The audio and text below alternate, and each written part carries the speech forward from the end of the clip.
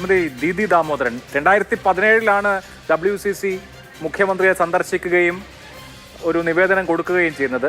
2017 രൂപം കൊള്ളുന്ന കമ്മീഷൻ 2019 ഡിസംബറിൽ റിപ്പോർട്ട് കൊടുക്കുന്നുണ്ട്. പക്ഷേ ഇതുവരെ ഈ റിപ്പോർട്ട് വെളിച്ചം കണ്ടിട്ടില്ല എന്ന് മാത്രമല്ല, ഈ റിപ്പോർട്ട് അതിൻ്റെ ഉള്ളടക്കം എന്ത് സജസ്റ്റ് ചെയ്യുന്നു എന്നുള്ളതനുസരിച്ചുള്ള ഒരു നടപടിയും ഉണ്ടായിട്ടില്ല. ഞാൻ മനസ്സിലാക്കിയത് ജസ്റ്റിസ് ഹേമ തന്നെ ചില മാധ്യമങ്ങൾക്ക് കൊടുത്ത അഭിമുഖത്തിൽ പറഞ്ഞത് ഒരു ട്രിബ്യൂണലിൻ്റെ രൂപീകരണം, നിയമനിർമ്മാണം തുടങ്ങിയ കാര്യങ്ങൾ ഞാൻ മുന്നോട്ട് വെച്ചിരുന്നു എന്ന് അവർ പറഞ്ഞിട്ടുണ്ട്. പക്ഷേ ഇങ്ങനെ ഒരു ആവശ്യം ഉയർത്തിയിട്ടും ഇങ്ങനെ ഒരു റിപ്പോർട്ട് ഉണ്ടായിട്ടും ഇതുവരെ ഒന്നും ഉണ്ടായിട്ടില്ല എന്നുള്ളത് വസ്തുതയാണല്ലോ. അപ്പോൾ ഈ റിപ്പോർട്ട് അതിൻ്റെ ഈ സ്വകാര്യത സംബന്ധിക്കുന്ന കാര്യങ്ങളുടെ ഒക്കെ മാറ്റത്തോടു കൂടി പുറത്തു വന്നാൽ എന്തെങ്കിലും ഉണ്ടാകുമെന്ന് പ്രതീക്ഷിക്കുന്നുണ്ടോ?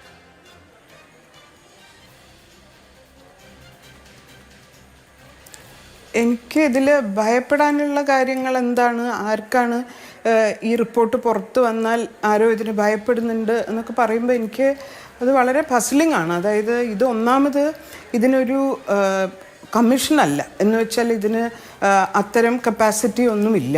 സ്ത്രീകൾക്ക് സിനിമയിൽ, സ്ത്രീകളുടെ ഒരു തൊഴിൽ മേഖലയിൽ അവർക്ക് അനുഭവിക്കേണ്ടി വരുന്ന ബുദ്ധിമുട്ടുകളെയൊക്കെ പറ്റി, അല്ലെങ്കിൽ എന്തൊക്കെ കൂടെ ചെയ്താൽ കുറച്ചും കൂടെ ഇമ്പ്രൂവ് ചെയ്യാൻ പറ്റും, വുമൺ ഫ്രണ്ട്ലി ആയിട്ടുള്ള ഒരു എൻവയൺമെൻറ്റ് ഉണ്ടാക്കാൻ പറ്റും എന്നൊക്കെ പഠിക്കേണ്ടതുണ്ട് എന്ന നിലയ്ക്ക് അതും വളരെ ചരിത്രപ്രധാനമായിട്ടുള്ള ഒരു കാര്യമാണ്. ഒരു പഠന റിപ്പോർട്ട് തയ്യാറാക്കാൻ ഉണ്ടാക്കിയ ഒരു കമ്മിറ്റിയുടെ മുമ്പാകെ ഒരുപാട് സ്ത്രീകൾ എങ്ങനെയൊക്കെയാണ് ജോലിയിൽ അവർക്കുണ്ടായ ജെൻഡർ ഡിസ്ക്രിമിനേഷൻ എന്ന് പറഞ്ഞ കാര്യങ്ങൾ, അതൊക്കെ ആ പറഞ്ഞതെല്ലാം ഞാൻ മനസ്സിലാക്കിയത് വെച്ച് ഒരു റിപ്പോർട്ടും എന്ന് വെച്ചാൽ എവിഡൻസസ് എന്ന് നമ്മൾക്ക് വിളിക്കാവുന്ന എല്ലാം ഒരു ഭാഗത്തും, വേറൊന്ന് അതിൽ നിന്നും ഈ 3 അംഗ പാനൽ കമ്മിറ്റി കണ്ടെത്തിയ കാര്യങ്ങൾ മുഴുവൻ വേറൊന്നും ആയിട്ടാണ് ഇത് പുറത്ത് വന്നിട്ടുള്ളതെന്നാണ് ഞാൻ മനസ്സിലാക്കുന്നത്. അപ്പം അതിൽ ഈ സ്ത്രീകൾ ആരെങ്കിലും പേര് പറഞ്ഞു, അല്ലെങ്കിൽ അതിൻ്റെ കൺഫ്രണ്ടേഷനൊക്കെ വേണമായിരുന്നെങ്കിൽ സ്ത്രീകൾക്കൊക്കെ വേറെയും ഒരുപാട് വഴികൾ ഉണ്ടായിരുന്നല്ലോ.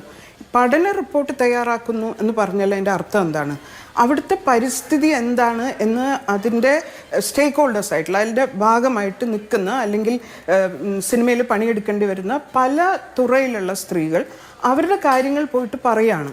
ആ പറഞ്ഞതിൽ നിന്നും അത് മുഴുവൻ എടുത്തു വയ്ക്കുകയും അതൊരു റിപ്പോർട്ടാക്കുകയും ചെയ്താൽ സത്യത്തിൽ അത് ഇംപ്ലിമെൻ്റ് ചെയ്ത ഒരു കമ്മിറ്റി വേണമെന്ന് തീരുമാനിച്ച സർക്കാരിന് ഇത്ര ചരിത്രപ്രധാനമായിട്ടുള്ള ഒരു കാര്യം നടന്നു എന്നതിൻ്റെ പേരിൽ അഭിമാനിക്കുന്നതിന് പകരം അത് പൂഴ്ത്തി വെക്കുന്നു, അത് ആരുടെയൊക്കെയോ പ്രൈവസിയുടെ പ്രശ്നമാണ് എന്നൊക്കെ പറയുന്നത്, അതുകൊണ്ടാണ് ഞാനത് പസിലിംഗ് ആണെന്ന് പറഞ്ഞത്. അതെന്താണ് അതിൻ്റെ കാര്യം അതെനിക്ക് മനസ്സിലാവുന്നില്ല. കാരണം എന്താന്ന് വെച്ചാൽ ഇത് അവർക്ക് ജോലി ശ്രീമതി ദീദി ദാമോദരൻ, ജസ്റ്റിസ് കെ ഹേമ തന്നെ ടൈംസ് ഓഫ് ഇന്ത്യക്ക് മുൻപ് കൊടുത്തിട്ടുള്ള ഒരു അഭിമുഖത്തിൽ അവർ പറഞ്ഞ ഒരു വാചകം, മലയാള സിനിമയിലെ മിക്കവാറും എല്ലാ സ്ത്രീകളും വിട്ടുവീഴ്ച ചെയ്യാമോ എന്ന ചോദ്യം നേരിട്ടിട്ടുണ്ട് എന്നുള്ളതാണ്. അതായത് മലയാള സിനിമയിലെ സ്ത്രീകൾ അങ്ങനെ ഒരു പ്രതിസന്ധി അഭിമുഖീകരിച്ചിട്ടുണ്ട് അവരുടെ കരിയറിൽ എന്നുള്ളതാണ് ജസ്റ്റിസ് ഹേമ തന്നെ ഒരു അഭിമുഖത്തിൽ പറഞ്ഞത്. അപ്പോൾ ഇതുപോലെയുള്ള എന്തെങ്കിലുമൊക്കെ കാര്യങ്ങൾ ഈ റിപ്പോർട്ടിൽ ഉണ്ടാകുമോ, അത് നമുക്ക് ബുദ്ധിമുട്ടാകുമോ എന്നുള്ള മട്ടിലുള്ള ഒരു സമ്മർദ്ദം മലയാള സിനിമയുടെ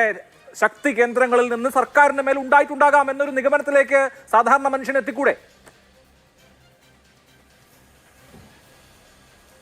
അതെ, അതിൻ്റെയൊക്കെ എത്രയോ മേലെയല്ലേ ഈ മനുഷ്യരാശിയുടെ പാതിയിലധികം വരുന്ന സ്ത്രീകൾക്ക് വേണ്ടി, അവരുടെ ജസ്റ്റിസിന് വേണ്ടി ഒരു കമ്മിറ്റി രൂപീകരിച്ചു. അതിൻ്റെ എൻഡ് റിസൾട്ട് വരിക എന്ന് പറഞ്ഞാൽ അത് ഇലക്ഷൻ ക്യാമ്പയിന് പോലും ഉപയോഗിക്കാവുന്ന ഒരു കാര്യമല്ല. അതെന്താണ്, അതിൻ്റെ പൊട്ടൻഷ്യൽ എന്താണോ എന്തോ അവർക്ക് മനസ്സിലാവാത്തത്. ഇതിൽ ഈ ഭയപ്പെടുക എന്ന് പറയുന്നത് കൺഫ്രണ്ടേഷൻ അല്ല. ഒരു ജസ്റ്റിസിൻ്റെ കപ്പാസിറ്റിയിൽ അവിടെ എന്തെങ്കിലും ചെയ്തിരുന്നെങ്കിൽ കാര്യങ്ങൾ ഇങ്ങനെ കണ്ടാൽ പോരല്ലോ, ഒരുപാട് അറസ്റ്റുകൾ നടക്കേണ്ടി വരുമായിരുന്നല്ലോ. ഇത്തരം കാര്യങ്ങളൊക്കെ അവർ കേട്ടിട്ടുണ്ടെങ്കിൽ അത് അവർ റിപ്പോർട്ട് ചെയ്യുകയും അതിൻ്റെ പേരിൽ നടപടികൾ ഉണ്ടാവുകയൊക്കെ വേണമായിരുന്നല്ലോ. അതല്ലല്ലോ സംഭവിച്ചിട്ടുള്ളത്. ഇതാണ് വർക്ക് പ്ലേസിൽ ഞങ്ങൾക്ക് പലർക്കും പല രീതിയിലുള്ളതാണ്. എല്ലാം സെക്ഷൽ ഹാരസ്മെൻ്റ് ഒന്നും അല്ല. ഇവർ ഈ പറയുന്ന പോലെ എല്ലാം ഇത് മുഴുവൻ സിനിമ നടികൾ എന്ന് പറയുന്നവർ മാത്രമല്ല, സിനിമയിൽ പലതരം ജോലി ചെയ്യുന്ന സ്ത്രീകളുണ്ട്. ഈ എല്ലാവരും അവരുടെ അതിൽ ടേംസ് ഓഫ് റെഫറൻസ് ചെക്ക് ചെയ്താൽ അറിയാം എന്തൊക്കെയായിരുന്നു. ആ ജിയോയിൽ തന്നെ പറയുന്ന ടേംസ് ഓഫ് റെഫറൻസ് നോക്കിയാൽ അറിയാം. ഇതിലെങ്ങനെയാണ് ഇതെല്ലാം കൂടെ ചെറുതാക്കി റെഡ്യൂസ് ചെയ്ത് ഇത് മാത്രമായിട്ട് വരികയും ആരെയൊക്കെയോ പ്രൈവസിയുടെ കാര്യങ്ങളാണ് എന്ന് പറയും. അതിനെപ്പറ്റിയൊക്കെ നമ്മളെല്ലാവരും കൺസേൺഡ് ആണല്ലോ. WCC എസ്പെഷ്യലി കൺസേൺഡ് ആണല്ലോ. നമ്മൾ പറഞ്ഞിട്ടാണല്ലോ അങ്ങനെ ഒരു പഠന റിപ്പോർട്ട് തയ്യാറാക്കാൻ കമ്മിറ്റി വേണം എന്ന് സർക്കാർ തീരുമാനിക്കുന്നത്. അപ്പം സ്ത്രീകളുടെ ഇൻട്രസ്റ്റ് ഡെഫിനറ്റ്ലി WCCയുടെ ഇൻട്രസ്റ്റ് ആയിരിക്കണമല്ലോ. അപ്പം നമുക്ക് അറിഞ്ഞൂടെ ഇത് ഇവരുടെയൊക്കെ പ്രൈവസിയെ ബാധിക്കുന്ന വിധത്തിലല്ല കാര്യങ്ങൾ പുറത്തു വരേണ്ടത്. നമ്മൾ ത്രൂ ഔട്ട് വിജിലൻ്റ് ആണല്ലോ, ഇപ്പോഴും ആണല്ലോ. അപ്പോൾ പിന്നെ എന്തിനാണ് നമ്മളുടെ ഇൻട്രസ്റ്റിൻ്റെ അപ്പുറത്ത് വേറെന്തോ അപകടം നടക്കാനുണ്ട്, അത് പ്രൊട്ടക്റ്റ് ചെയ്യാൻ അതുമായിട്ട് ഒരു ബന്ധമില്ലാത്ത ആൾക്കാരുടെ താല്പര്യം എന്താണ് എന്ന് നമുക്ക് മനസ്സിലാവുന്നേയില്ല. പിന്നെ ആവർത്തിച്ച് പറയുന്നത് ഇതൊരു പഠന റിപ്പോർട്ടാണ്, എന്നാൽ ഈ കുറ്റം ചെയ്തവരെ മുഴുവൻ നമുക്ക് എക്സ്പോസ് ചെയ്ത് കളയാം. അതിന് എന്തൊക്കെ വഴികളുണ്ടായിരുന്നു? ഈ സ്ത്രീകൾക്ക് അതിലൊന്നും ആക്സസ് ഇല്ല എന്നാണോ വിചാരിച്ചത്? ഒരു പോലീസ് സ്റ്റേഷനിൽ പോയിട്ട് എത്ര പരാതികൾ വന്നിട്ടുണ്ട്? എത്ര പോലീസ് സ്റ്റേഷനിൽ സ്ത്രീകൾ പോയി പരാതിപ്പെട്ടിട്ടുണ്ട്? പരാതിപ്പെട്ടാൽ തന്നെ അതിൻ്റെ പ്ലൈറ്റ് എന്താണെന്ന് അവർക്ക് അറിയാം. അപ്പോൾ ആ നിലയ്ക്കൊന്നും അല്ല ഒരു ജസ്റ്റിസിൻ്റെ മുമ്പിൽ, പ്രത്യേകിച്ച് ആ കമ്മിറ്റി എന്ന് വെച്ചാൽ നമുക്ക് പ്രതീക്ഷിക്കാവുന്നതിൽ ഐഡിയൽ കമ്മിറ്റിയാണ്. കാരണം വെറ്ററൻ ആയിട്ടുള്ള അത് 3 അംഗങ്ങൾ, 3 സ്ത്രീകൾ, അതിൽ വെറ്ററൻ ആയിട്ടുള്ള ഒരു ആക്ട്രസ് ഉണ്ടായിരിക്കുക, ഒരു ജസ്റ്റിസ് ഉണ്ടായിരിക്കുക, അതിൻ്റെ കൂടാതെ IAS ഓഫീസർ ഉണ്ടായിരിക്കുക. ഇപ്പോൾ what else can we expect? ഏറ്റവും ഐഡിയലാണ്. പക്ഷെ എന്താണ് അവരെന്താ എത്ര നേരം സൈലൻ്റ് ആയിട്ട് ഇരിക്കുന്നത്? അതിൽ അവരെന്നെ ഇനിഷ്യേറ്റീവ് എടുക്കുകയും അത് പുറത്തേക്ക് വരാൻ അവർ മുൻകൈ എടുക്കുകയൊക്കെ അല്ലേ വേണ്ടത്? ഇതിൻ്റെ നല്ല വശങ്ങൾ എന്താണോ എന്തോ ആൾക്കാർ കാണാത്തത്. ഇത് ആവർത്തിച്ച് പറയേണ്ടത് ഇത് ചരിത്ര പ്രധാനമാണ് എന്നാണ്. Justice Hema can definitely be proud.